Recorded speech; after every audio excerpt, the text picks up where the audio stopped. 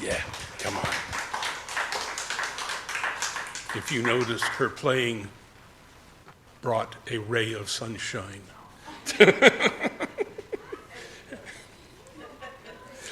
Good morning and welcome home to the Monte Vista Unitarian Universalist congregation as we celebrate the seventh principle, the interdependent web of all existence. Announcements, as usual, put it on repeat. Please read the Thursday announcements that come email. Good stuff in there.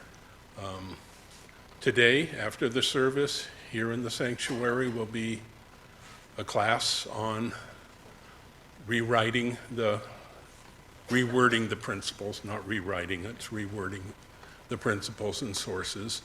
And that's welcome to everybody, even if you've missed some of the previous, you'll pick it up because the principles aren't rocket science.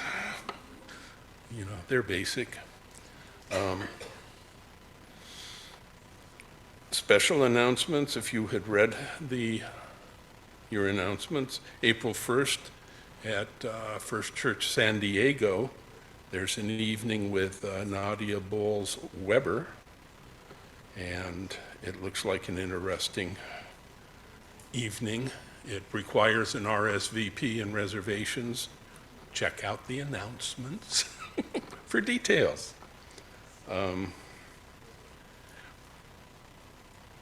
Support for the Calipian students that we support.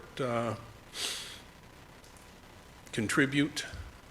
Be sure to put Calipian in the memo line on your online or check contributions, or on the outside of an envelope if you're paying cash. We're supporting students in the Philippines, and always a good thing. Board of Trustees meeting Thursday. If you want to pop in, it's on Zoom. Let us know and we'll get you a link. Don't think there's too much else. If you've read the announcements, you know as much as I do. Thank you.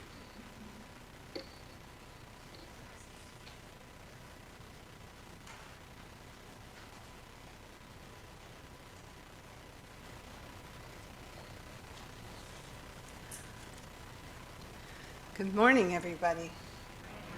Good to be here with you, and welcome to those who are joining us in our Zoom room, our Zoom sanctuary. I see here we have 9 connections. 2 of them are here, so we welcome those of you who are joining us online. Thank you for being here. It is our honor to worship with you today.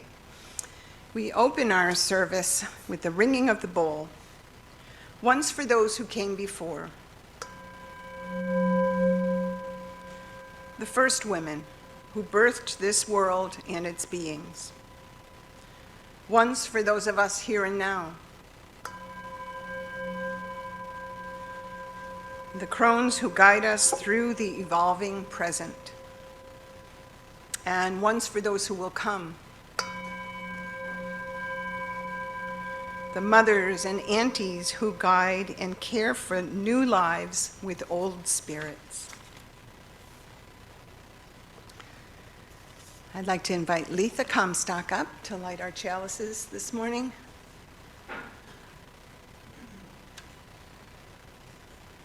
Thank you, Letha. I always choose people from the back row. Why don't I do that? Yeah. Our chalice lighting words this morning bring a smile. They come from the internet, of all places, and it is called An Ode to DST. Have you seen my little lost hour? Somehow she's wandered away. I dined with her yesterday evening, but woke up without her today. It could be she's knitting a sweater or writing a short piece of verse. She'll slip from your grasp if you let her. Her discipline's rather the worst. She's often spied watching Top Model or playing around on the net. It's her inclination to dawdle, but she's really a valuable pet. In a pinch, she can bake a lasagna, scrub the bathroom with nary a rest. Unsuspecting, she'll sneak up upon you. My inbox is her favorite nest. If you find her, please tell her I'm sorry. My word choice was careless, I see. When I mentioned I've been known to kill time, I never considered she'd flee. I invite you to stand now as you're comfortable and able as we sing together our opening song that will be followed immediately by our invocational song. We're going to sing Gathered Here and then go right into Spirit of Life.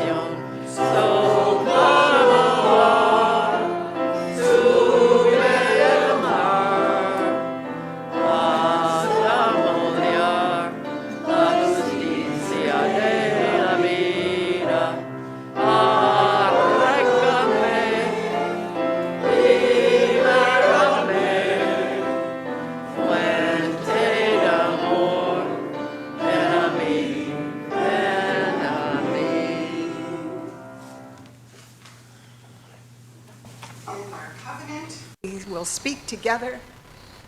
We affirm that love is the doctrine of this congregation. The quest of truth is the sacrament, and service is prayer. To dwell together in peace, to seek knowledge in freedom, to serve the world in fellowship, to the end that all souls shall grow in harmony with the divine. Thus do we covenant with each other. Thank you. Beautiful. I'd like to invite Robert Tidwell up from the back row. He'll be giving us our wisdom tale for today. It's titled Finding a Way Out by Karen Johnson.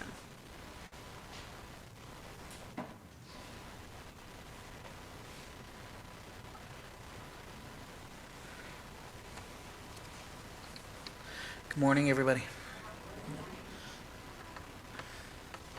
An earnest 6-year-old once informed me that butterflies must always have access to water and nourishment, so I knew that the situation was urgent. I had walked into an empty old house that was not entirely empty. A butterfly, trapped inside, was frantically trying to get out the quickest way it knew, follow the light and head for the sky. Yet the window panes would not yield. The front door was already open, and I opened the screen to the window wide, hoping to increase the chance of escape. The butterfly, its wings a dusty blur, moved toward the open window. For the briefest moment, I thought it might find its escape. It did not. Instead, it flew further into the house, drawn to a different window. I climbed awkwardly on the back of a couch next to the window.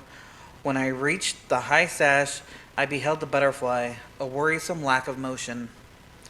It was alive, but exhausted. I took the butterfly up gently into the cocoon that I had made with my own 2 hands. As I cupped my hands around its tiny, sentient being, it seemed peaceful and unafraid. There was nothing much it could do. Such is the case with surrender. It is the last thing, often the only thing available. And so we give ourselves to it. We fear it is our end. Sometimes, with grace or luck, we find it is actually our liberation. I walked the butterfly to the outside, stopping at a tall, branch-laden bush. I stuck my hands into its depths and opened them wide. In the time it took my heart to skip a beat, the butterfly jumped into the leaves at the top of the bush, then into the world beyond. Surely, this was a time for elation. Yet I found myself almost crying, touched by the exchange that we shared, and surrendering to a crest of emotion I could not name then, and still cannot name. I felt my awe for this creature's journey flow through me. May we all find our way out of the walls that keep us in. May we find our way toward our collective liberation. May we surrender to the web of interconnectedness with humility and curiosity. May we remind ourselves to be connected, may we remind ourselves of how connected we all are and how precious we are to one another. Thank you. And now, Donovan, would you come up and get the chalice and we can go to our class? And we'll all sing them out.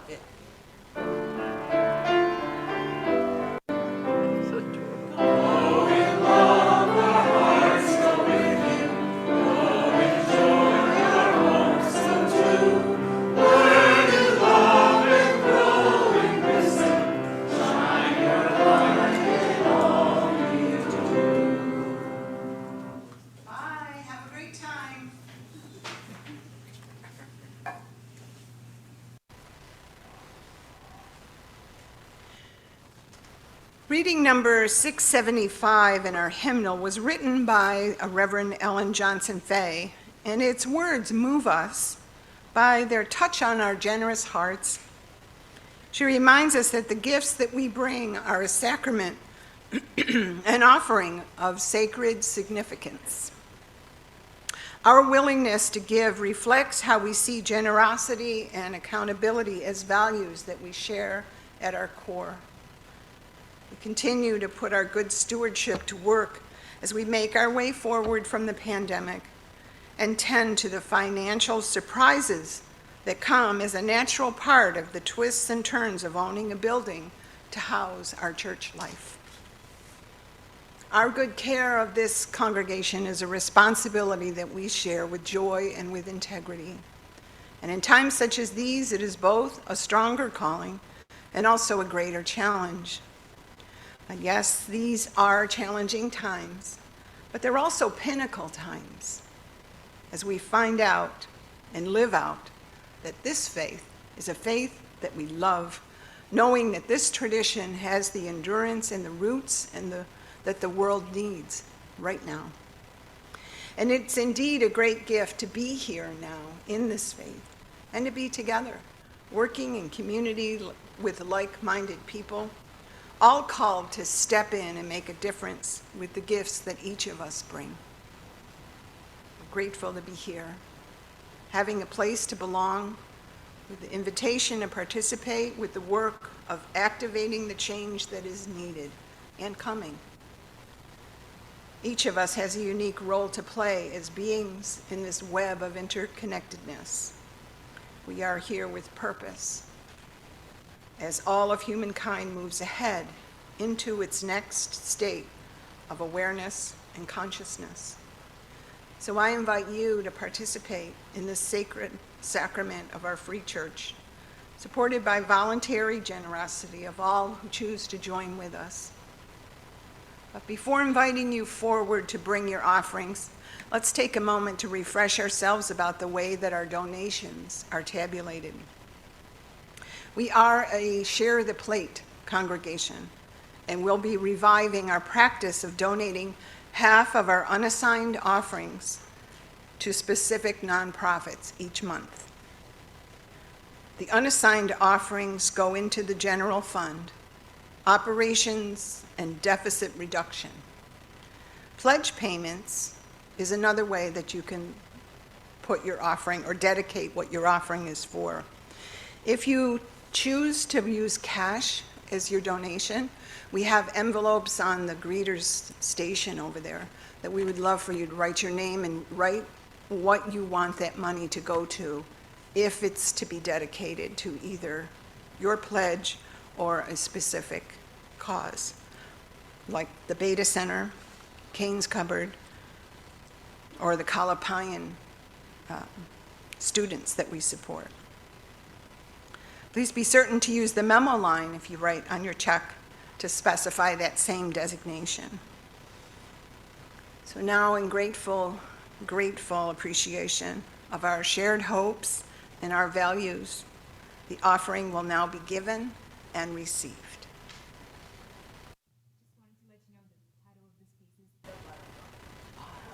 Yes, perfect, yes. I was tempted to go in my office and put on those butterfly wings that I wore for Halloween. That would have been great. Yeah. Another one of our traditions here at Monte Vista is to keep that element of worship for joys and concerns as something that we value greatly. I have 3 that were in the basket in the back, and please know that when you come in, these little yellow slips are by the front door, and you can write down something that you'd like the congregation to know. I have one that came, or you could text the minister. That works too. I have one that I received by text from Catherine Rowley. And I'm not sure if Catherine is connected on Zoom. If so, we send you our love. But these are her words. My sister is healing well from her surgery and adjusting to her new body situation. She has another medical concern that is preventing her from getting back to normal. She's waiting for a biopsy result. And after that, we'll see what happens. She says, I miss being there, and I send my love to everyone. Sweet. And yes, shut off your phone if you have the ring around. Do that myself, huh? I have one that's not signed here, but it says, I picked some oranges and limes and put them on the table if you're hungry. So that's great. I'm not sure who this came from, but thank you very much. And I have 2 that go very well together. Jack Widener says, my best friend Phoebe is visiting from home. And Phoebe Nilsson says, I'm in SoCal visiting my best friend Jack. So that is sweet. Let's see. Do we have any in our chat? Oh, Bob Taylor is sending us a joy. Megan, Bob is here. He says, Joy, I am grateful for the opportunity to drive across the country with my niece to Huntsville, Alabama, and to spend time here with my 5 little sisters. Thank Megan for arranging this. Yay, thank you, Megan. That is so sweet. I love technology. Boy, is that not a perfect illumination of the web and how we're all connected from no matter where we are. That's wonderful. And I'm sure Catherine can feel the love, too, that we send to her. A couple other ones. They're all kind of hard. One is from our community. There was a newborn baby boy that was abandoned at a gas station this week in Fullerton. Newborn, very newborn. He's doing okay. He was critical when they got him to the hospital. Mom did not surrender him the way that is legal and without any kind of criminal charges, but this mom was arrested. So I find that unfortunate. I wish she was given the same kind of space for what she's going through. It has to be painful. Also, we continue to send our loving compassion to those who live in the mountains, those in Crestline, Twin Peaks, Lake Arrowhead, all of the residents, and our beloved ones that live in Wrightwood as well. But I saw a woman on the news, she said they feel forgotten. They needed help, and there was no one able to help them. There have been 11 deaths because of the storm, and 200 homes were damaged from the weight of the snow and rain, and some were destroyed. There is a danger of gas leaks and rock slides, and Big Bear Lake has risen 4 feet. So that is wonderful. Yeah, we're not out of the woods yet, but the drought is relieved a little bit. I have another one too that's kind of personal in case maybe you can sense I'm a little distracted today. But March 12th is the anniversary of my husband Robert's death. That was 11 years ago today. So grief is a bear. Yeah. And sometimes the bears come at you, and sometimes they just go on their way. But it's worth mentioning. It's worth honoring. So, yeah, thank you. Let's do a little prayerful meditation together, if you would. Sit comfortable in your seat. Wiggle a little bit. I invite you to join me as you feel comfortable and safe. Our time in meditation will be followed by some shared silence, and then Lily will play us out of the silence by starting our gentle song for today. It's Comfort Me, number 1002, at the beginning of the Teal hymnal. So as you shift just a bit in your chair, get comfortable with your hands on your lap, and maybe let your eyes float closed like a butterfly. We'll take a breath in, letting your lower belly relax and expand. And visualize the connection of your body to the earth. Let gravity feel as if it is her holding you. And envision a root system coming from the bottoms of your feet, attaching us deeply to the earth mother, feeling her nourishment flowing to us, lighting up our chi energy, the life force that we share with all beings. We can sense our connection to the web of life as we focus our attention on our left hand, just your left hand. It feels a little bit tingly, or maybe we imagine it lighting up with a gentle, calming light. We shift the energy as we give our attention to our right hand and sense that movement.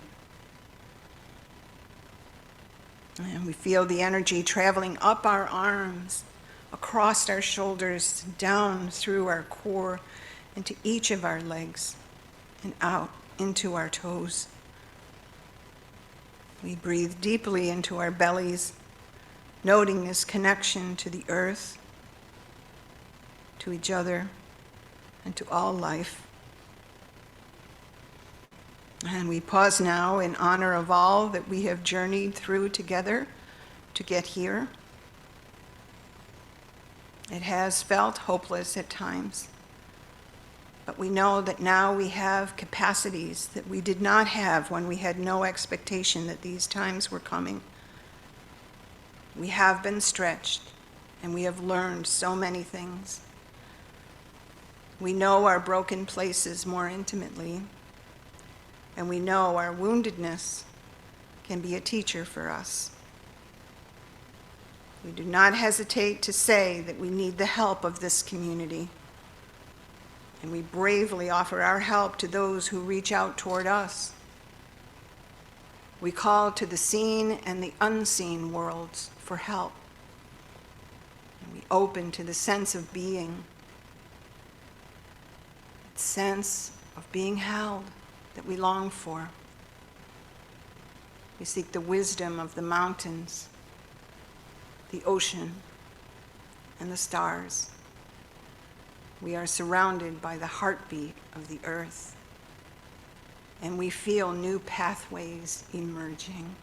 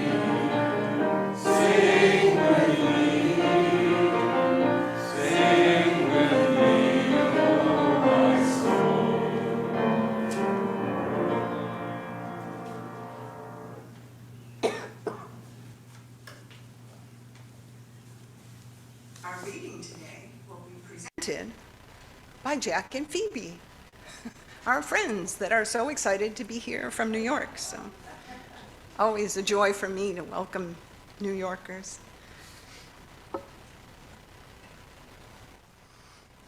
Hello. This poem is called Breathe. She sat at the back, and they said she was shy. She led from the front, and they hated her pride. They asked her advice and then questioned her guidance. They branded her loud, then were shocked by her silence. When she shared no ambition, they said it was sad. She told them their dreams, and they said she was mad. They told her they'd listen, then covered their ears, and gave her a hug whilst they laughed at her fears. And she listened to all of it, thinking she should, to be the girl they told her to be, best as she could. But one day she asked what was best for herself instead of trying to please everyone else. So she walked to the forest and stood with the trees. She heard the wind whisper and dance with the leaves. And she spoke to the willow, the elm, and the pine, and she told them what she'd been told, time after time. She told them she never felt nearly enough. She was either too little or far, far too much. Too loud or too quiet, too fierce or too weak, too wise or too foolish, too bold or too meek. Then she found a small clearing surrounded by firs, and she stopped and she heard what the trees said to her. And she sat there for hours, not wanting to leave, for the forest said nothing. It just let her breathe.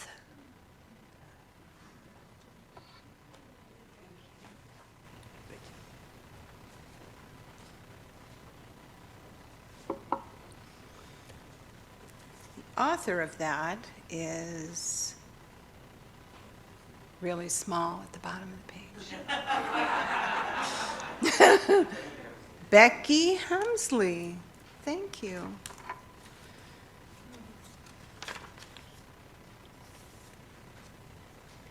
Now I invite you to relax and enjoy some special music by Lily.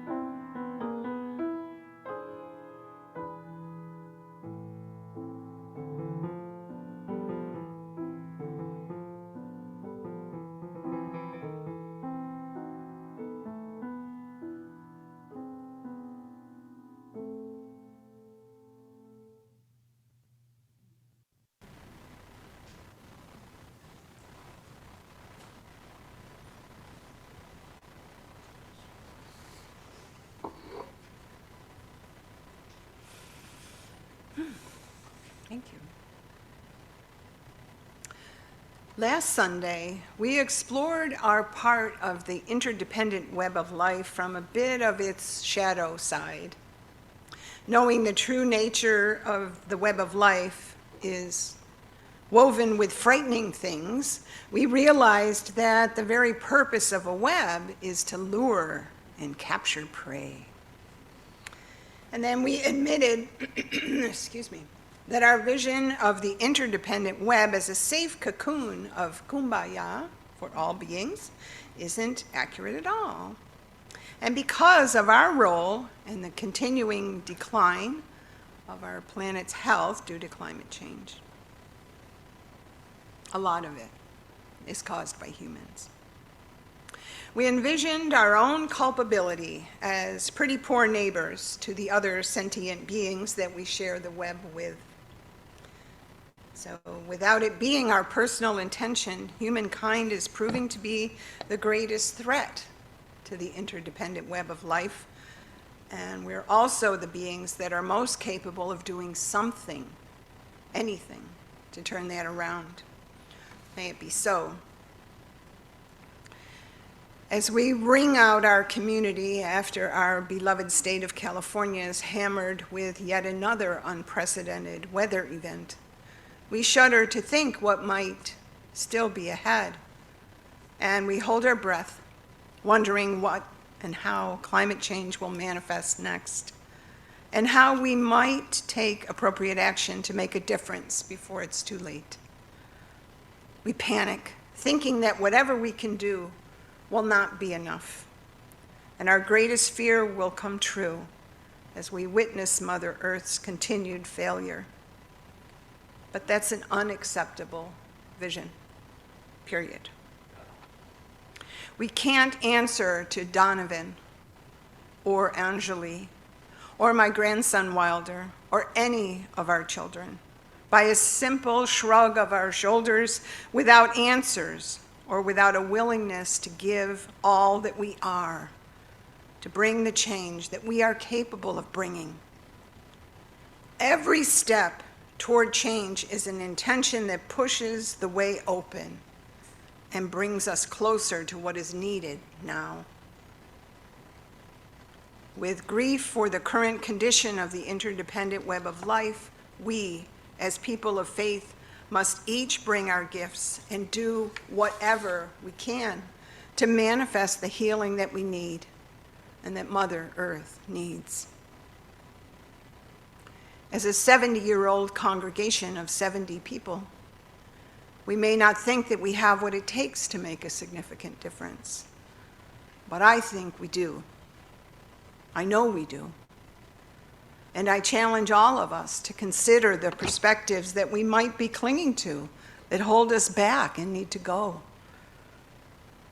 Every thought has impact, and every intention adds energy to the shift that we long for. We are in the perfect place at this perfect time to engage our perfect hearts and embrace our unified, powerful intention to let loose our butterfly effect upon the world and make a measurable difference, to embrace and co-create a healed and love-filled future. As a principle of chaos theory, the butterfly effect teaches that when a butterfly flaps its wings in the Amazonian jungle, a subsequent storm ravages half of Europe. Situations with any degree of disorder, from a complete fiasco to near perfect alignment, once thought to be completely random, have been linked to underlying patterns of interconnection.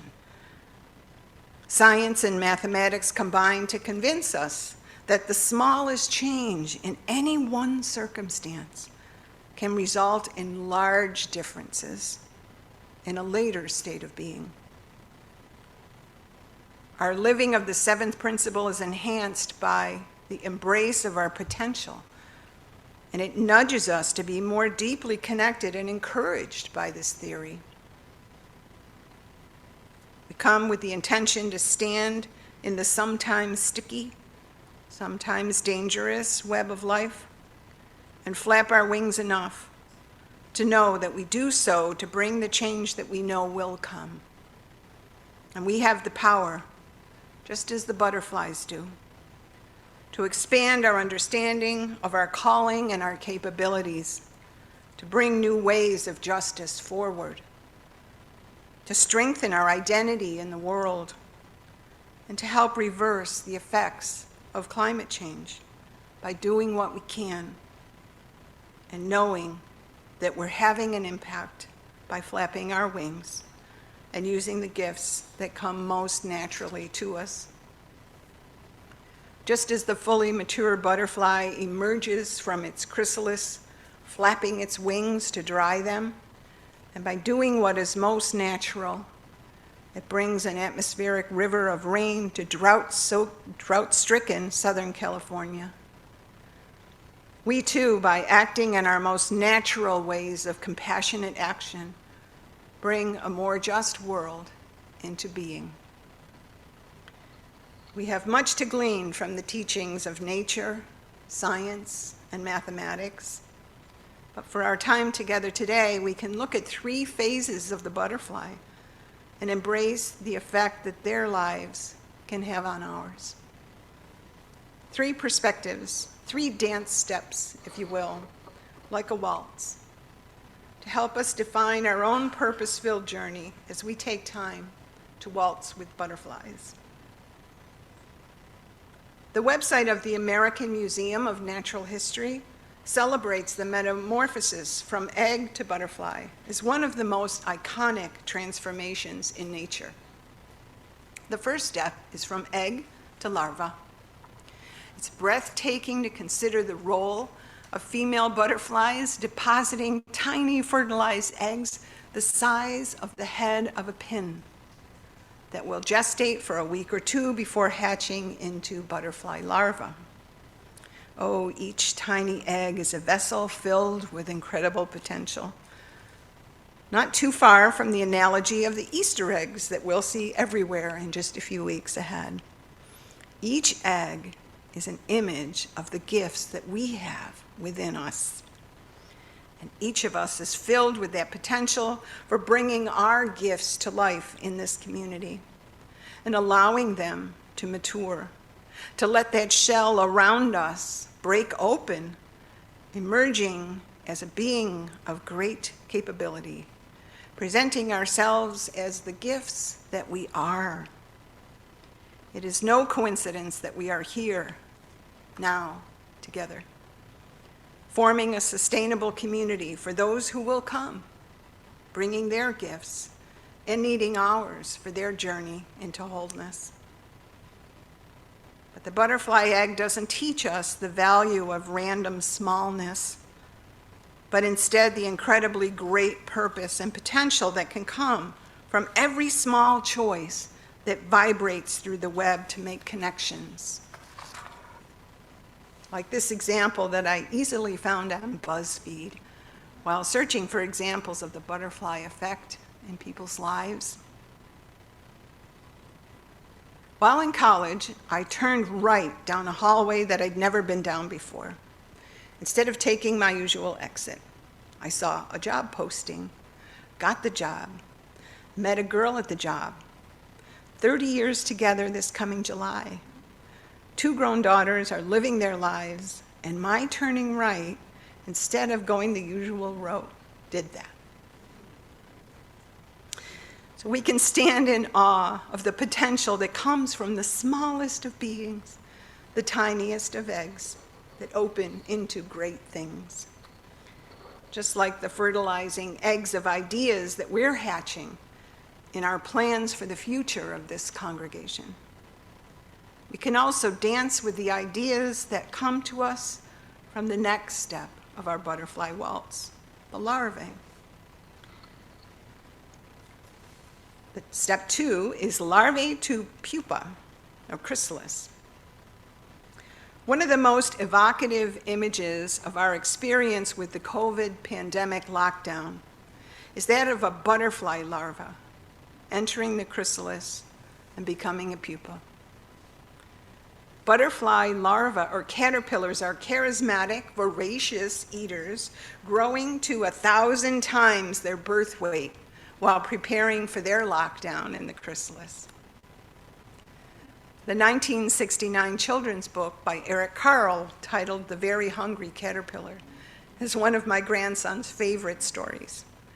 And like the Museum of Natural History, it teaches us, excuse me, that the larva is overeating to prepare for the next stage of its life cycle, when it will put those calories to use, entering into the cocoon or pupa while going through a startling transformation. And I, too, raise your hand if you're with me, engaged with a bit of overeating while we were preparing for our next life cycle after the pandemic. Our homes were our cocoons, and we all went through tremendous change. For the butterfly, and similarly for us, incredible processes occur in the chrysalis of motionless encasement. The caterpillar breaks down entirely at the cellular level and reorganizes itself into a completely new form. And while we were separated into our homes during COVID, we held on to one another and to the precious aspects of our community life that we treasured. And we too found that a complete cellular restructuring was taking place and needed. One that we can now see coming into fruition and culmination. We're coming out from an unprecedented time of change, which takes us to our third step in the waltz. Step 3, from chrysalis to maturity. The metamorphosis of the butterfly from a pin-size egg to a sublime adult creature that can take anyone's breath away is a story of powerful resonance that we can learn from and be encouraged by. The power of the butterfly's effect on our shared world is clear evidence for us of our own potential to create positive change. Thinking of ourselves as small, troubled, or inconsequential beings without any potential to impact the world is not humble. It's harmful. As Marianne Williamson is known to say, your playing small does not serve the world. There is nothing enlightened about shrinking so that other people won't feel insecure about you or around you. We are all meant to shine. And as we let our own light shine, we unconsciously give other people permission to do the same. As we are liberated from our own fear, our presence automatically liberates others. I love that. Those beautiful insects that we've waltzed with today have taught us the value of our effect on the universe, as they highlight our accountability to use that power that we do have, to dedicate our best intentions toward being open, growing, and nourishing of our personal and spiritual lives, and to bring our gifts to contribute to the creation of a sustainable, positive, changing world, and to know that our connection to this community keeps it healthy for those who will need us, and lights up the incredible interconnected web that we share. Blessed be. I invite you to stand as you're comfortable, and we will sing together. Come Sing a Song with Me, number 346 in the hymnal, and we'll have the lyrics on the screen.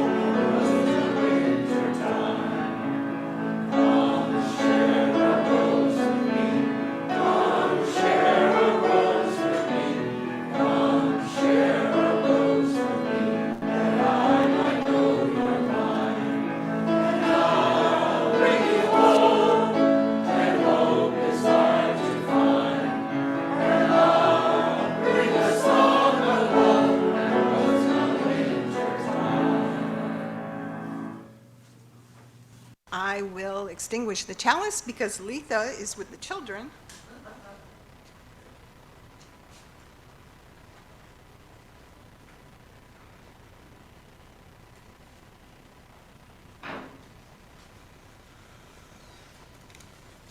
And we'll sing together, speak together the chalice extinguishing words. Oh, there they are. Thanks, Jaryus.